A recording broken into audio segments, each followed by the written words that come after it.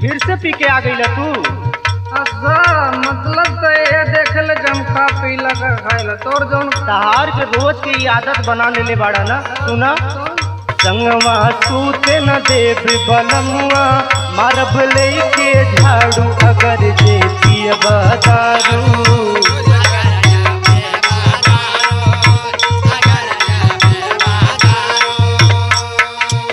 पियला खातिर हरदम जावन चटके तो हर तारू अगर जे पियब दारू।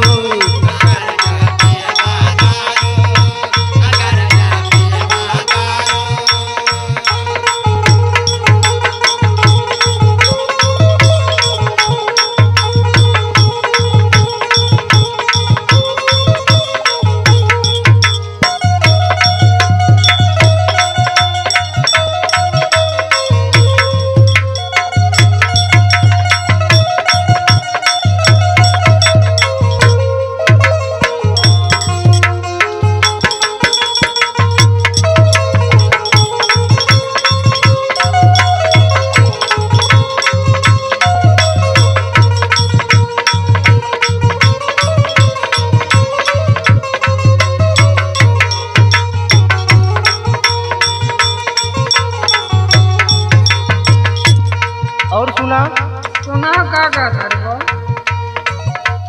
करना बलम जी अपना आदत में सुधार हो।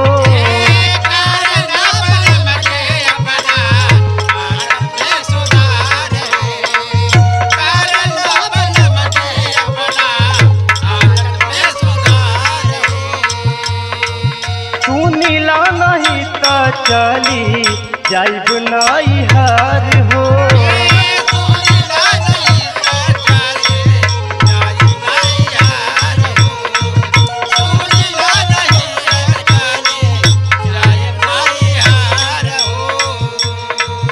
करना बलम जी अपना आदत में सुधार हो। तू नीला नहीं तो चली जाइब नाई हार हो। तोहरा ऐसन रहन पे घरवा टिकी है नाम हरारू अगर जे पियब दारू।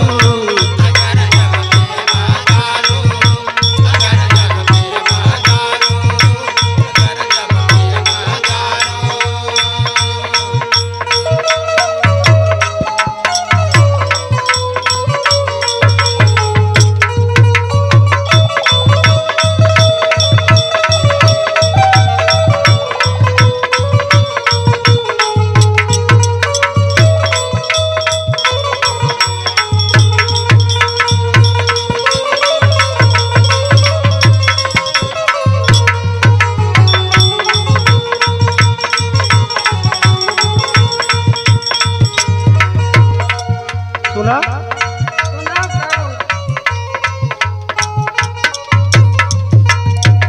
दुर्गलाल जे पी मुन्ना सुनीला विनीत हो।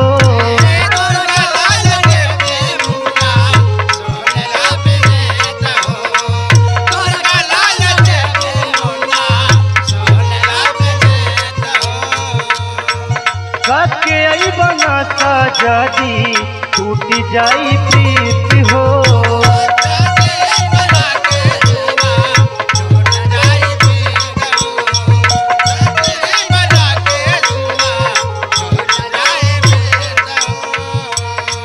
दुर्गलाल जे पी मुन्ना सुनीला विनीत हो। काके आई बना सा जदी टूट जाई प्रीत हो। बेची दिहला रकन पाती बाड़ा घर के उचारू अगर जे पियब दारू।